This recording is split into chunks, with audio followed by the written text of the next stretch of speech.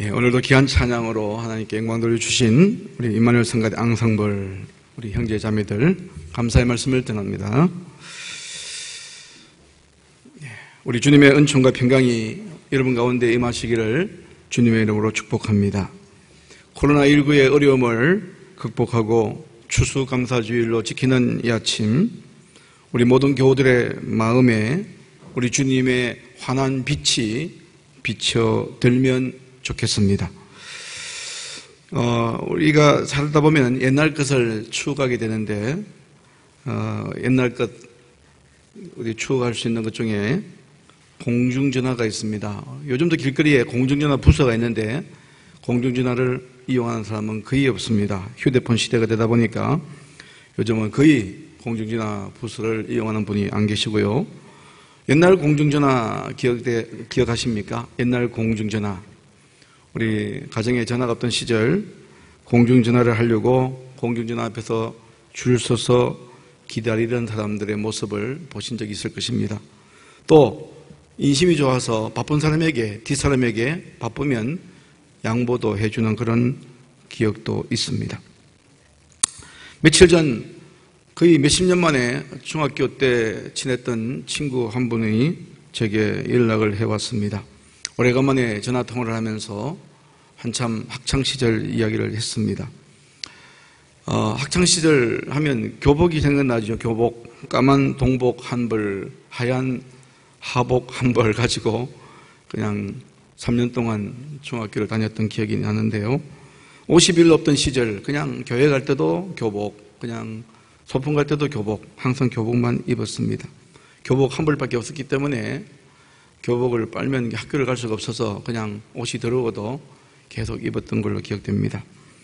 중학교 동창을 만나면서 중학교 앨범에 보니까 제 앨범 교복 입은 사진이 이런 사진이 있더군요. 예.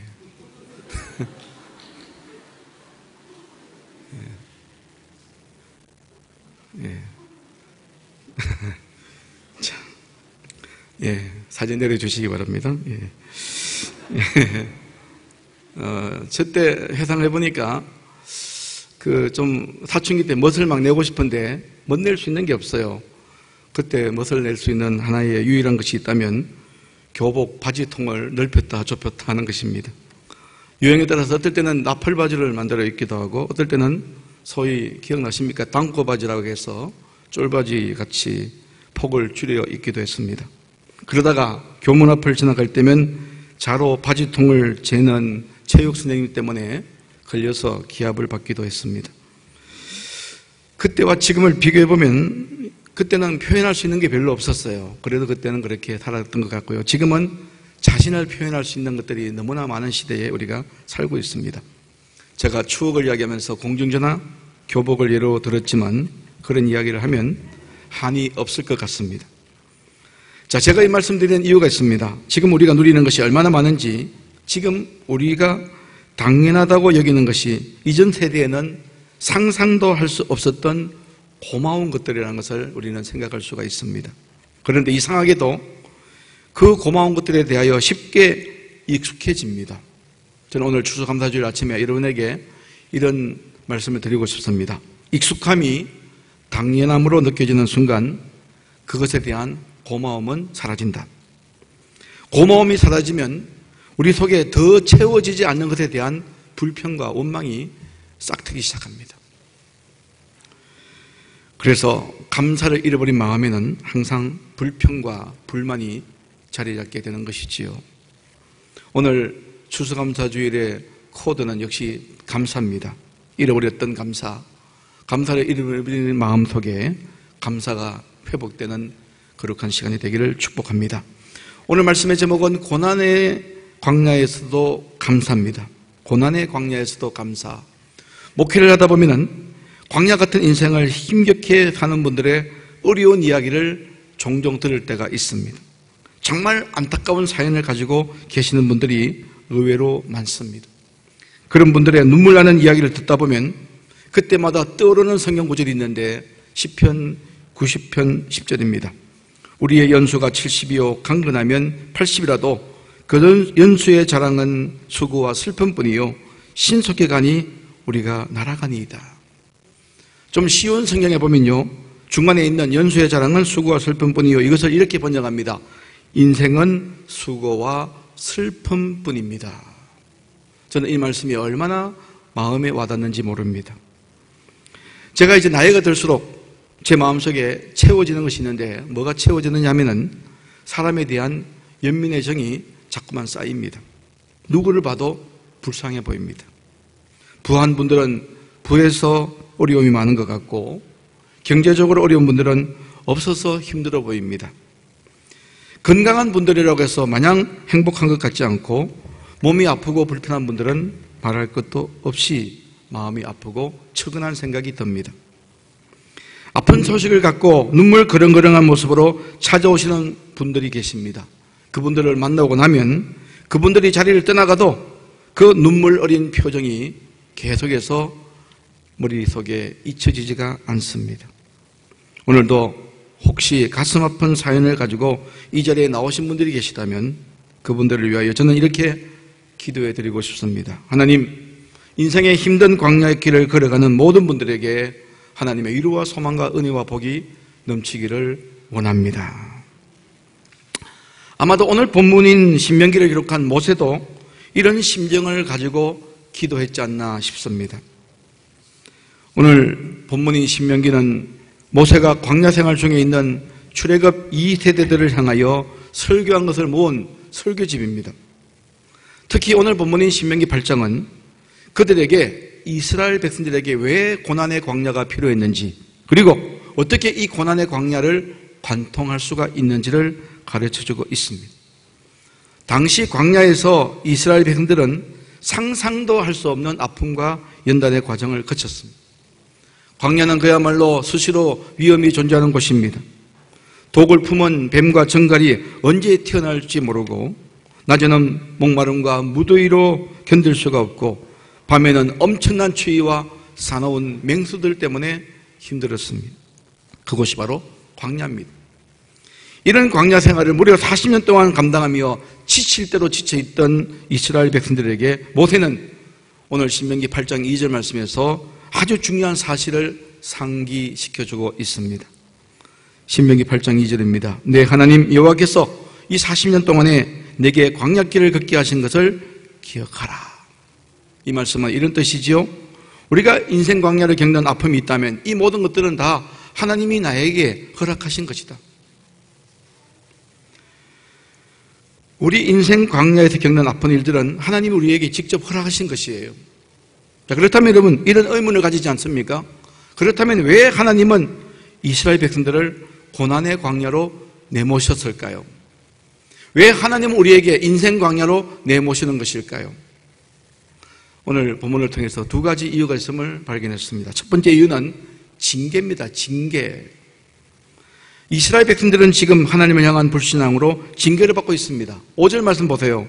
너는 사람이 그 아들을 징계함 같이 내 하나님 여호와께서 너를 징계하시는 줄 마음에 생각하고. 하나님의 징계입니다. 광야는 언제부터 생긴지 아세요? 광야는 태초에는 에덴 동산에는 광야가 없었습니다. 하나님 앞에 범죄한 아담 이후에 광야가 생기기 시작했다는 것입니다. 사도 바울은 로마서 8장에서 인간이 범죄함으로 말미암아 인간을 비롯한 만물이 지금 고통을 당하고 있다는 것입니다. 우리 인간이 범죄함으로 말미암아 나도 고통당하고 모든 피조물이 이 땅 모든 자연까지 신음하고 있다는 것입니다.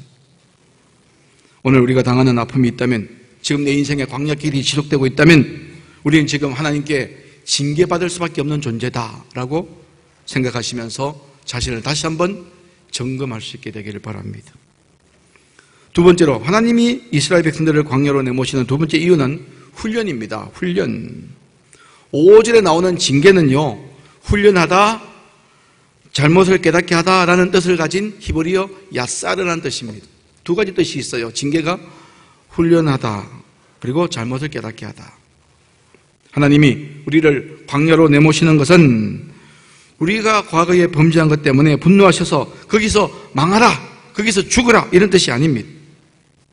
이것은 우리가 하나님께 대한 불신앙으로 범죄할 때 하나님은 그런 우리를 광야로 내모라, 눈물 없이 견딜 수 없는 연단의 과정을 거치게는 하시지만 거기서 야사르 잘못을 깨닫게 하시고 광야에서 훈련시키셔서 다시 믿음의 자리로 돌아오게 하시려는 것입니다. 그래서 우리가 기왕 내가 오늘 피할 수 없는 인생의 광야 속에 있다라고 생각한다면 그 많은 고난을 겪으면서도 이 중요한 교훈을 깨닫지 못하면 우리는 헛고생하는 무지한 인생이 될 것입니다. 그러나 하나님의 깊고 깊은 뜻을 깨닫고 발견하면 비록 우리가 광야에 있다 할지라도 고통이 아닙니다. 우리를 징계하시고 고치시기 위한 훈련의 과정이다. 이렇게 생각한다면 내게 주어진 인생이라는 광야는 고통이 아닌 줄로 믿습니다. 그러고 보면요, 하나님은 하나님의 사람들에게 예외 없이 이 고난과 시련의 장애물을 통과하게 하십니다. 과거 역사를 보면 하나님의 사람으로서 광야길이 없는 인생은 아무도 없었어요. 누구에게나 광야는 제공됩니다. 예수님도 마찬가지입니다.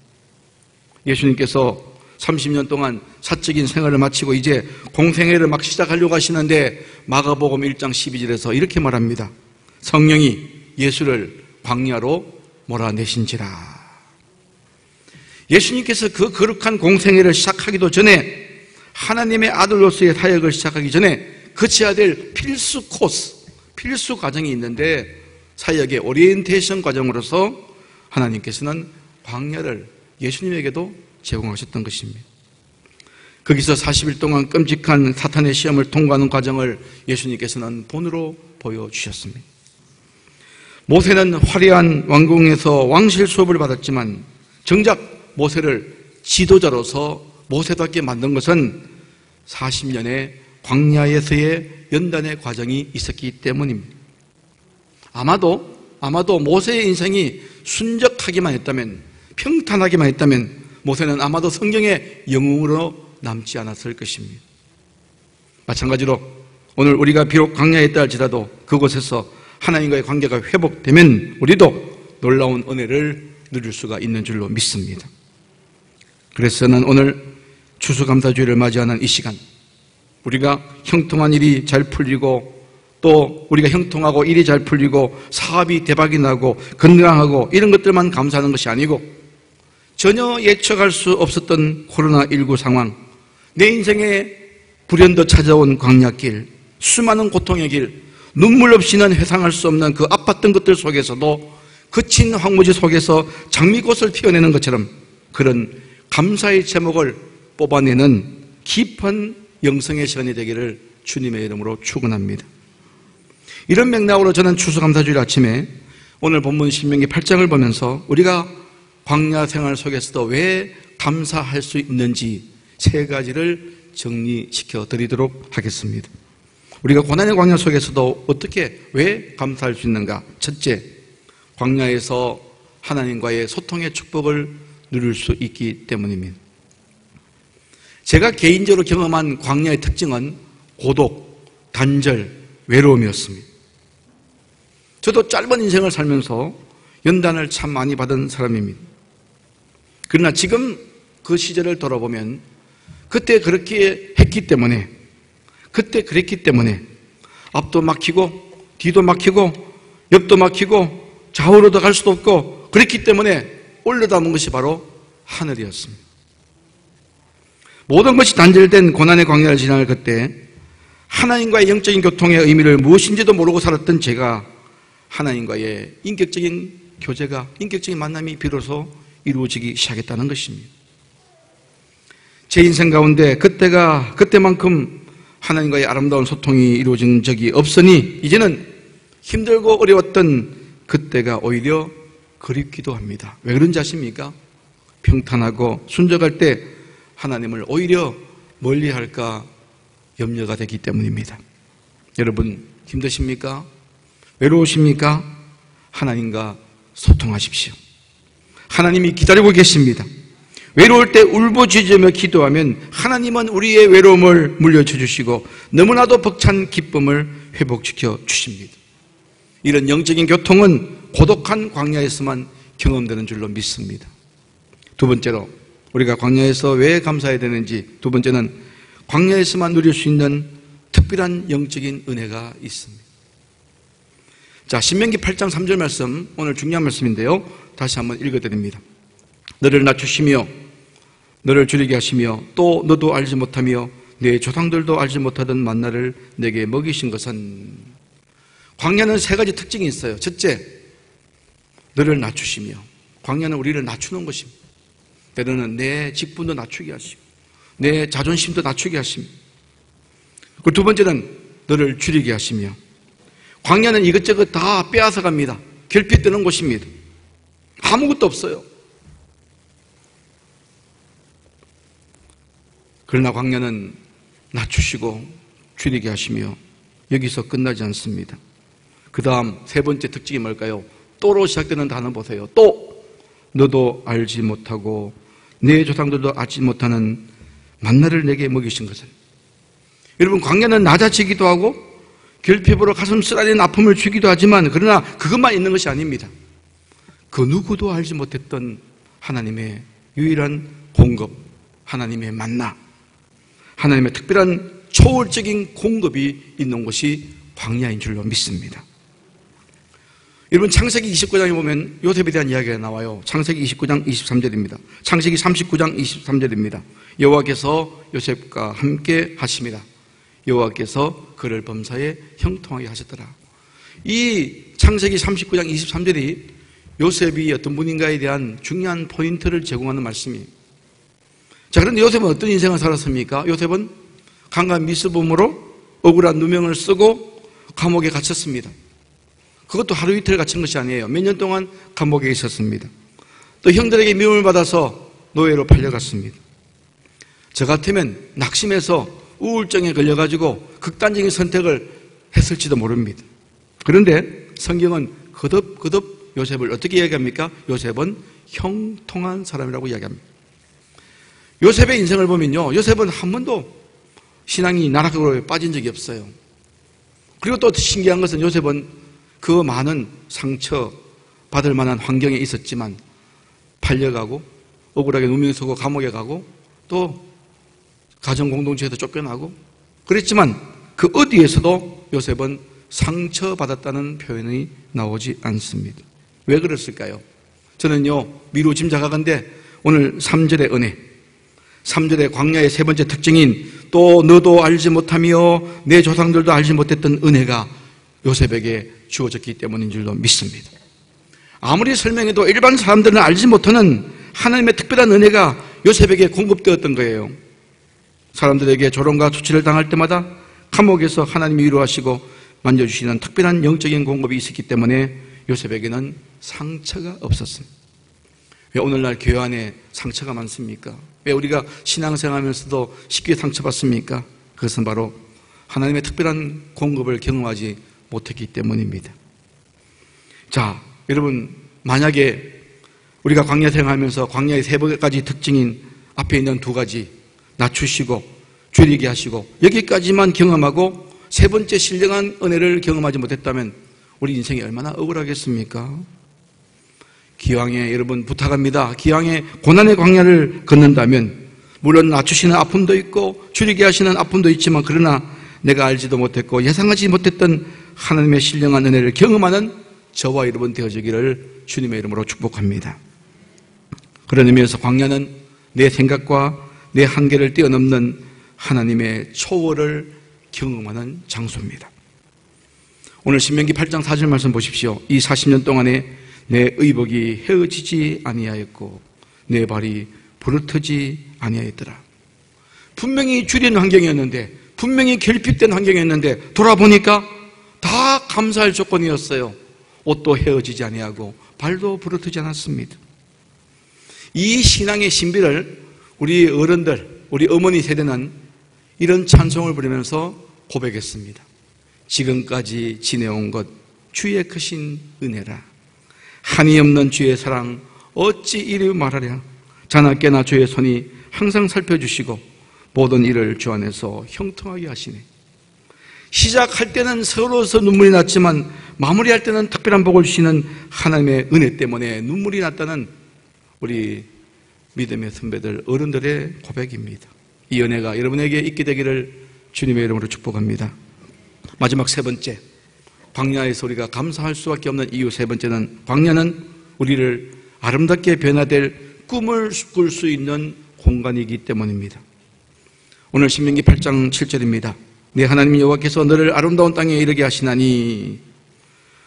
비록 지금 이스라엘 백성들이 자기가 잘못한 것 때문에 자기들이 범죄함으로 광야에서 고난당하고 있지만 그들은 그곳에서 끝나지 않습니다. 회개하고 하나님 앞에 연단의 과정을 거친 뒤에 그들은 드디어 반드시 젖과 꿀이 흐르는 땅 가나안에 들어가게 될 것입니다. 지금 이스라엘 백성들의 목표는요, 광야에서 잘 지내는 게 아닙니다. 오늘 우리의 삶의 목표는 오늘 이 코로나 시대, 이 시대를 그냥 잘 지내는 것이 아닙니다. 이스라엘 백성들의 목표가 가나안인 것처럼 오늘 우리가 바닥을 치고 힘겨운 이 상황, 오늘의 현실이라는 광야, 이것이 오늘 우리의 삶의 목표가 아닙니다. 우리에게도 꿈 같은 가나안 땅이 목표가 되는 줄로 믿습니다. 지금 우리가 바닥을 친다 할지라도, 우리가 바닥을 치고 막장 인생을 산다 할지라도, 그래도 여러분 가나안을 꿈을 꾸고 기도하시기를 바랍니다. 하나님, 나 이대로 무너지지 않지요? 앞으로 다시 이렇게 세워주실 거지요? 내가 깨닫지 못한, 내가 미처 알지 못한 아름다운 은혜의 길로 하나님 인도하실 거지요? 앞으로 우리가 얼마나 아름답게 변화되어 하나님 앞에 쓰임받게 될지, 이런 꿈을 꾸는 장소가 바로 광야고, 이런 꿈을 꾸는 것이 바로 오늘 우리가 회복해야 될 믿음인 줄로 믿습니다. 여러분, 두려워하지 마십시오. 기대하십시오. 내 인생에 가나안이 기다리고 있습니다. 그리고 또 얼마나 아름답게 변화될 그 변화의 미래가 내 앞에 기다리고 있습니다. 이제 결론을 맺겠습니다. 누구나 예외 없이 찾아오는 것이 광야길입니다. 오늘 이 추수감사주일 아침에 얄팍한 감사, 그저 먹을 것을 주신 것 감사, 월급 올려주신 것 감사, 이런 저급한 감사가 아니라 고난의 광야 속에서도 황무지에서 꽃을 피우듯이 고품격 감사거리를 찾아내는 저와 여러분 되시기를 바랍니다. 뿐만 아니라 오늘 같은 날에는 나보다 더 어려운 이웃들에게 고개를 돌려야 됩니다.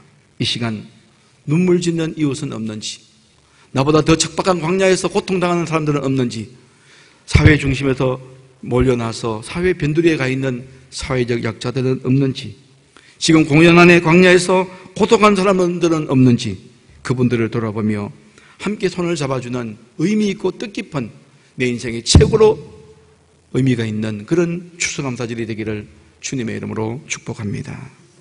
우리 주신 말씀을 기억하시면서 함께 묵상으로 기도하기를 원합니다.